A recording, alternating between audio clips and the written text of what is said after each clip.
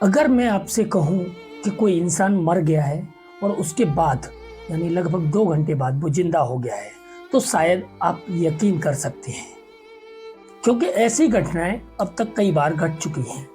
लेकिन अगर मैं आपसे ये कहूँ कि कोई इंसान जिसका पोस्टमार्टम हो गया, उसके बाद वो इंसान चिता पर लिटाते वक्त जिंदा हो गया, तो शायद आप यकीन नहीं करेंगे। लेकिन ये कोई मजाक नहीं, बल्कि राजस्थान के झुंझुनू जिले की घटना है और ये एकदम सच्ची घटना है।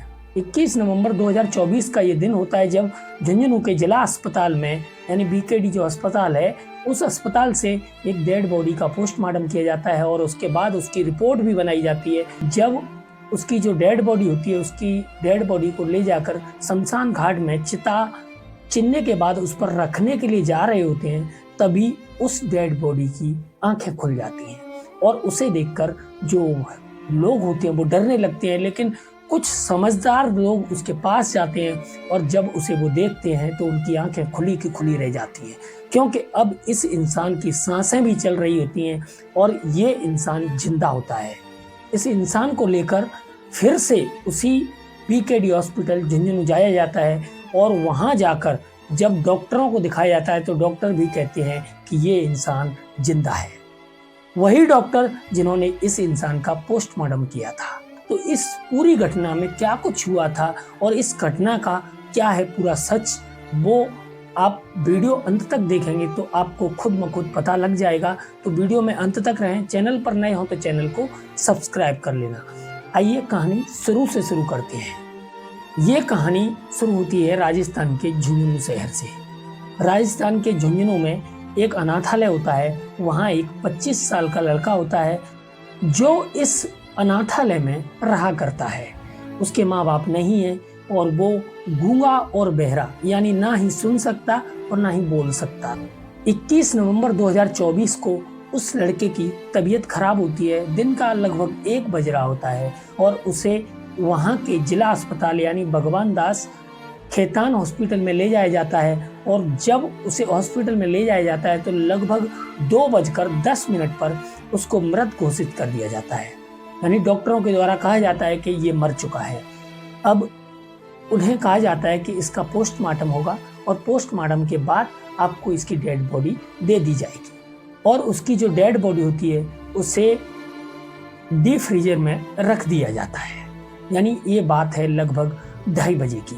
2:30 बजे उस डेड बॉडी को डीप फ्रीजर में रखा जाता है और लगभग 4:30 बजे तक वो डीप फ्रीजर में रहती है।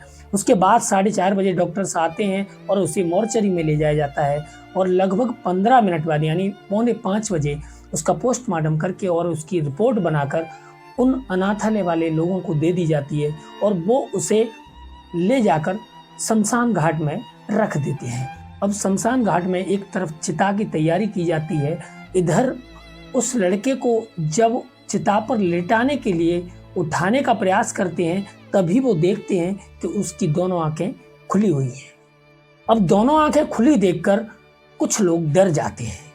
कुछ समझदार लोग होते हैं जो उसके करीब आते हैं और देखते हैं तो वो पाते हैं कि उसकी सांसें भी चल रही होती हैं। अब ये सब देखकर वो आनन फानन में तुरंत उसे उठाते हैं और फिर उसी हॉस्पिटल में ले जाते हैं जहां से उसका पोस्टमार्टम हुआ था और जिस हॉस्पिटल में उसको ले जाया गया था उसी हॉस्पिटल में वापस उस इंसान को लाया जाता है। अब जब वो हॉस्पिटल में पहुंचता है तो वहां के जो डॉक्टर्स होते हैं वो देखते हैं और वाकई में डॉक्टर्स देखकर हैरान थे, क्योंकि वो डॉक्टर्स ही थे जिन्होंने उसका पोस्टमार्टम किया था। अब वो देखते हैं कि उसके अंदर जान है, वो जिंदा है। अब उसे इमरजेंसी में भर्ती कर लिया जाता है और इमरजेंसी वार्ड में उसे रात लगभग 8-9 बजे तक रखा जाता है, लेकिन उसकी तबीयत में बिल्कुल भी आराम नहीं होता है। इसके चलते उसे अब जयपुर के लिए रेफर कर दिया जाता है। रात का 1 बज रहा होता है और वो जयपुर एसएमएस हॉस्पिटल में पहुंच जाता है। अब एसएमएस हॉस्पिटल में जब डॉक्टर्स उसे देखते हैं तो थोड़ी देर बाद डॉक्टर उन्हीं अनाथालय वाले लोग जो उसको लेकर आए थे उनको कहते हैं कि ये इंसान मर चुका है। अब इस बात पर वो अनाथालय वाले जो लोग होते हैं वो बहुत परेशान होते हैं। वो कहते हैं डॉक्टर से कि ये इंसान तो बीकेडी हॉस्पिटल झुंझुनू में भी मृत घोषित कर दिया था, और हम इसे जब शमशान ले गए तो वहां ये वापस से जिंदा हो गया। अब यहाँ हम लाए हैं तो आप भी इसे मृत घोषित कर रहे हैं। तो डॉक्टर्स कहते हैं कि हमने ईसीजी मशीन लगाकर देखा है, वाकई में ये इंसान मर चुका है, इसके अंदर अब जान नहीं है। वहां से इसकी डेड बॉडी को लाकर इसका अंतिम संस्कार कर दिया जाता है, क्योंकि वाकई में अब की बार ये मर चुका होता है। अब जो अनाथालय वाले लोग होते हैं वो बहुत परेशान होते हैं और बीकेडी हॉस्पिटल जाते हैं, उनसे कहते हैं कि आपने इसे पहली बार में मृत कैसे घोषित कर दिया, आपने इसका पोस्टमार्टम ही किया था, उसके बावजूद ये इंसान जिंदा कैसे हुआ। अब वो डॉक्टर्स पर भड़कने लगते हैं, डॉक्टर्स को बार बार परेशान करते हैं। इधर जो झुंझुनू के सीएमओ होते हैं वो इसकी सारी रिपोर्ट्स को देखते हैं।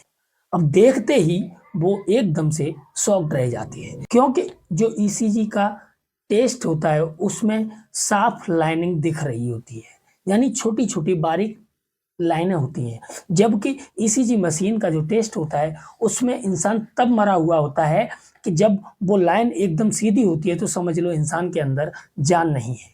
अगर लाइन थोड़ी भी ऊपर नीचे होती है तो इंसान के अंदर कहीं ना कहीं जान है।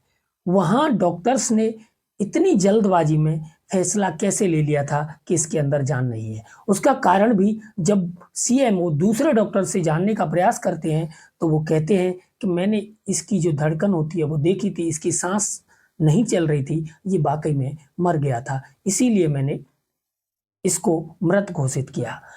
अब इसकी जो पोस्टमार्टम रिपोर्ट होती है वो जयपुर के एसएमएस हॉस्पिटल में दिखाई जाती है। अब जयपुर में जब इसकी रिपोर्ट दिखाई जाती है तो जयपुर वाले भी ये बताते हैं कि वाकई में इस इंसान का पोस्टमार्टम तो हुआ ही नहीं था, यानी इसकी जो पोस्टमार्टम रिपोर्ट थी वो फर्जी थी।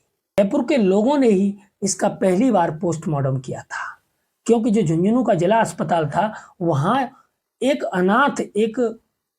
अनाथालय से आए हुए लड़के का फर्जी पोस्टमार्टम रिपोर्ट बनाकर दे दिया था, और उसके बाद जब उसे शमशान में ले जाया गया तो वो इंसान जिंदा हो गया, क्योंकि जब उसका ईसीजी टेस्ट किया गया तो वहां भी डॉक्टर्स ने लापरवाही की और ढंग से उसे नहीं देखा। यानी एक जिंदा इंसान को झुंझुनू बीकेडी हॉस्पिटल के डॉक्टर्स ने डी फ्रीजर में रखवा दिया, माइनस टेम्परेचर में वो लगभग 2 घंटे तक रखा रहा। शायद वो इंसान उस वक्त ईसीजी मशीन का टेस्ट देख लेते, वो डॉक्टर्स उस समय उस टेस्ट को देख लेते, शायद ये इंसान जिंदा रह सकता था। लेकिन 2 घंटे तक माइनस टेम्परेचर में किसी की बॉडी रखी रही, यानी एक जिंदा इंसान 2 घंटे तक डीप फ्रीजर में रखा रहा। उसके बाद जब चिता पर उसे ले जाया गया, चिता पर रखने की तैयारी की गई, तब उसकी आंखें खुली और लोग उसे वापस जब हॉस्पिटल लाए तब तक बहुत देर हो चुकी थी, और जब हॉस्पिटल में उसे लाया गया तब तक भी वो जिंदा इंसान था, लेकिन उसकी बॉडी बिल्कुल काम नहीं कर रही थी, जिसके चलते उसे जयपुर रेफर किया गया। और जयपुर में डॉक्टर्स ने जब देखा तो उसे मृत घोषित किया गया, और जयपुर में डॉक्टर्स ने ही बताया था कि इसका पोस्टमार्टम हुआ ही नहीं है, जिसके चलते वो लोग जो अनाथालय के लोग थे वो झुंझुनू अस्पताल पर केस करते हैं, और उसके बाद झुंझुनू के जो सीएमओ होते हैं और बाकी जो डॉक्टर होते हैं, जिन्होंने एक डॉक्टर ने मृत घोषित किया था और एक ने जो ईसीजी का टेस्ट किया था, उसको सस्पेंड कर दिया जाता है। हालांकि सस्पेंशन काफी नहीं था, क्योंकि इनकी लापरवाही से एक अनाथ बच्चे की जान जा चुकी थी। शायद ये समय पर सही से इलाज करते और उसे डीप फ्रीजर में नहीं रखते तो शायद वो जिंदा होता। ऐसे जो छोटे छोटे शहर हैं, छोटे छोटे शहरों में जो सरकारी अस्पताल हैं, वहाँ ऐसी लापरवाही आए दिन होती रहती है। ऐसे डॉक्टरों को तो आजीवन डॉक्टरी करने का अधिकार ही नहीं है, इनको जेल में डाला जाना चाहिए। हालांकि मैं ये बात सारे डॉक्टर्स के लिए नहीं कहूँगा, क्योंकि हर डॉक्टर ऐसा नहीं होता है। डॉक्टर को भगवान का दर्जा दिया जाता है, लेकिन इन डॉक्टर्स ने हैवान वाला काम किया था। आज की कहानी के बारे में आपकी क्या राय है? आप भी अपनी राय कमेंट में दर्ज करें। मिलते हैं अगली एक और कहानी के साथ, तब तक के लिए जय हिंद, जय भारत।